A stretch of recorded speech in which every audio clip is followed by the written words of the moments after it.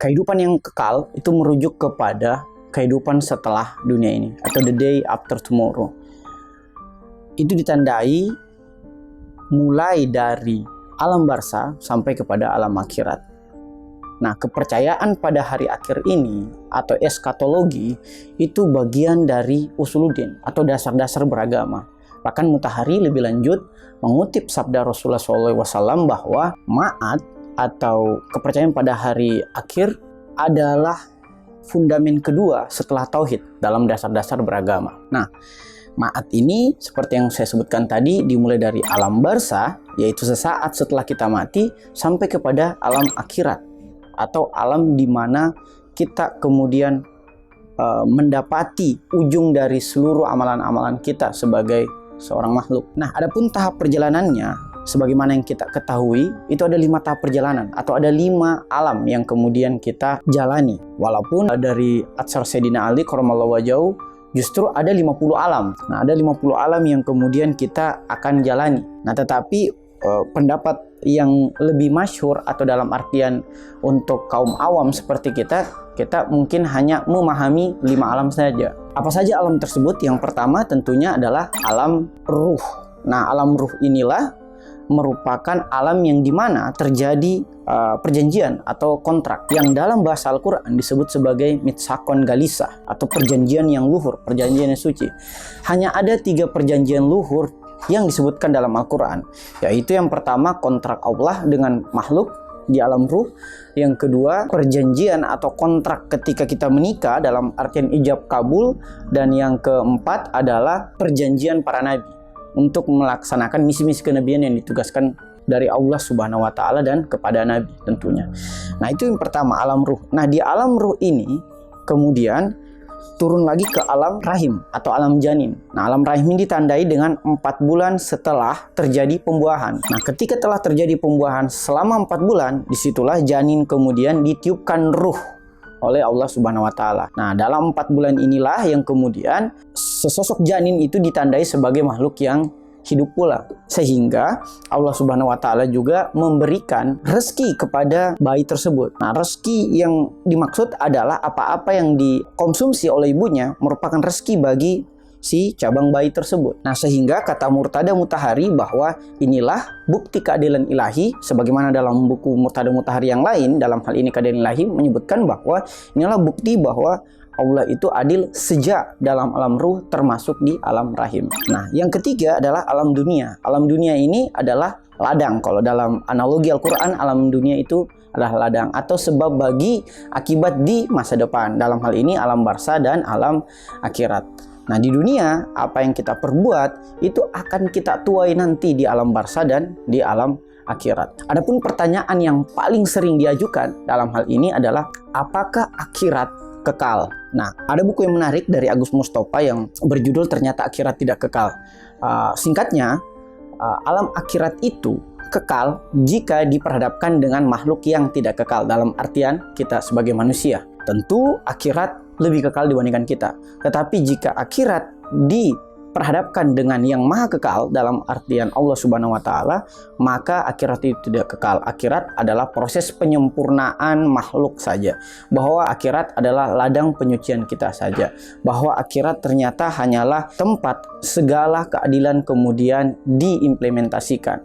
Nah, sehingga kita dapat kemudian memahami bahwa akhirat kekal di mata makhluk, namun akhirat tidak kekal di mata Tuhan yang maha kekal. Adapun eksistensi kehidupan selanjutnya itu bukan hanya dipahami oleh orang-orang beragama, bahkan orang-orang yang berpandangan dunia sekuler. Misalnya kalau kita merujuk kepada Immanuel Kant menyebut bahwa dunia selanjutnya itu haruslah eksis.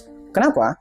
Karena jika hanya ada dunia seperti sekarang ini, dalam artian kita sebut sebagai dunia pertama, maka kehidupan ini tidak adil. Kenapa? Karena di dunia yang pertama ini atau di dunia ini terkadang kebaikan kita itu diganjar buruk, dan terkadang pula keburukan kita diganjar baik. Misalnya, keburukan yang diganjar baik adalah keburukan yang dilakukan oleh para koruptor, tetapi diapresiasi oleh orang-orang tertentu yang kemudian menginginkan jabatan dari si koruptor tersebut. Nah, adapun kebaikan yang diganjar buruk, misalnya ketika kita mau berkata jujur, tapi kita dicap sebagai sok tegas atau sok alim dan sebagainya.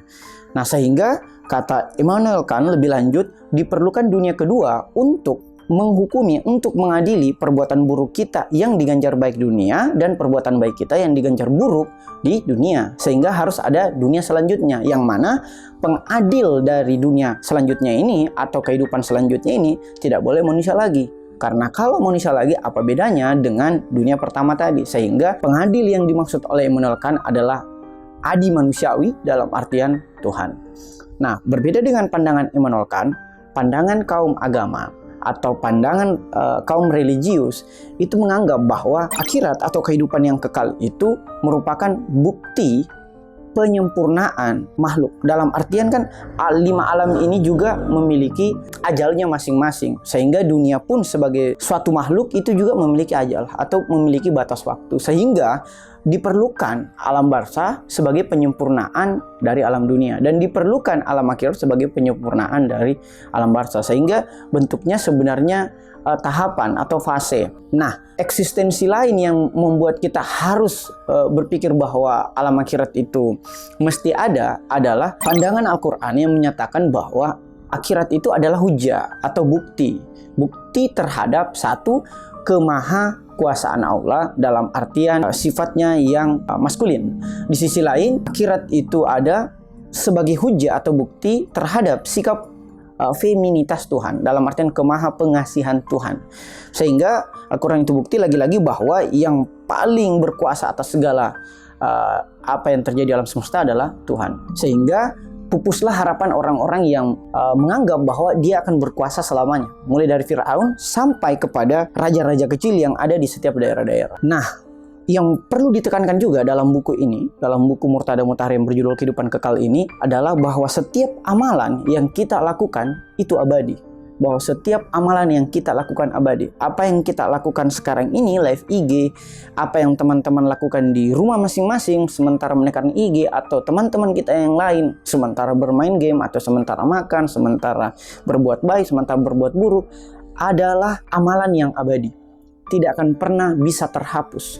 Sehingga amalan yang abadi ini pula yang akan nanti dimintai pertanggungjawaban atau memiliki konsekuensi 3 lapis. Dalam artian konsekuensi di dunia, konsekuensi di alam barzah, dan konsekuensi di alam akhirat.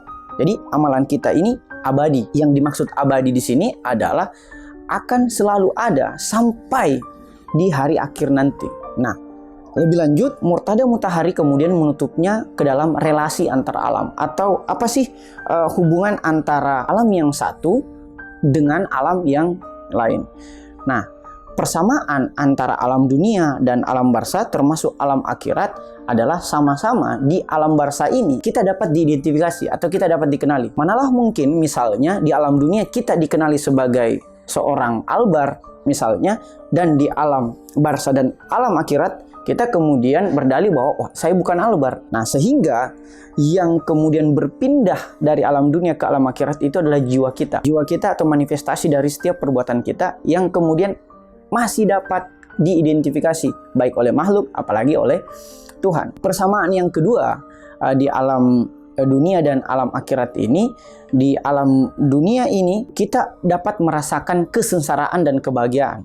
Pun juga di alam barzah dan di alam akhirat, orang-orang juga akan mengalami kesengsaraan dan kebahagiaan. Tapi bukan berarti kita yang sengsara di dunia akan selamanya sengsara di alam barzah dan alam akhirat. Itu tergantung lagi definisi kebahagiaan dan kesengsaraan kita masing-masing. Adapun perbedaan dari alam barzah dan alam akhirat ini tentunya adalah terputusnya rantai amalan kita yang kita lakukan secara aktual di dunia.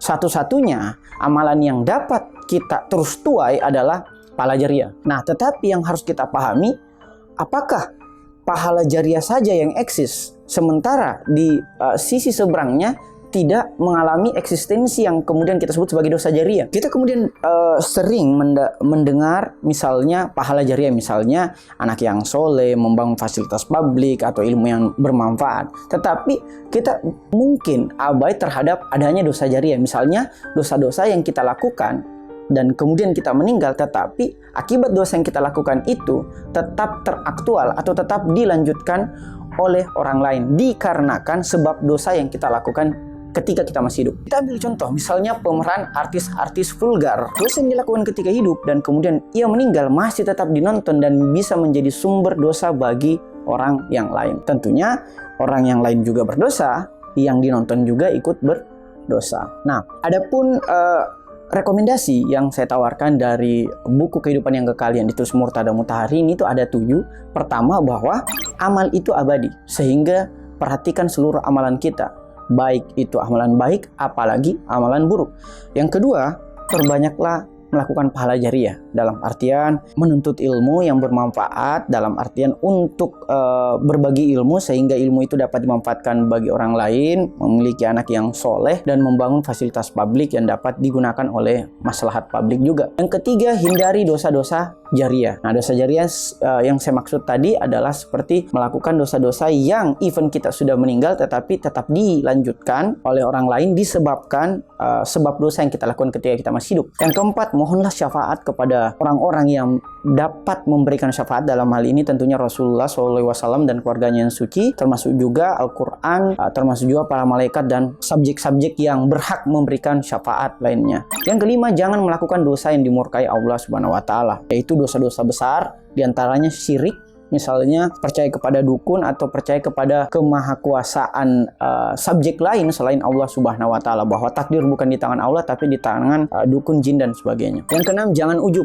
Ujub itu adalah dosa pertama yang dilakukan oleh iblis. Dia merasa lebih baik daripada Adam sehingga tidak ingin sujud, sehingga kita pun juga, even kita memiliki pahala yang sebesar gunung, tapi ketika kita merasa bahwa pahala kita lah yang akan menyelamatkan kita, maka kita akan terjerembab kepada orang-orang yang ujub. Dan orang-orang yang ujub adalah orang-orang yang bukan saja masuk neraka tapi juga dimurkai oleh Allah Subhanahu wa Ta'ala. Dan yang terakhir adalah berharaplah pada rahmat Allah Subhanahu wa Ta'ala, bahwa seluruh amalan kita itu bukan karena ikhtiar kita atau pahala kita, tetapi karena rahmat yang Allah berikan kepada kita semua. Nah, saya kira itu untuk buku pertama dari Murtada Mutahari, Kehidupan yang Kekal. Ada pertanyaan?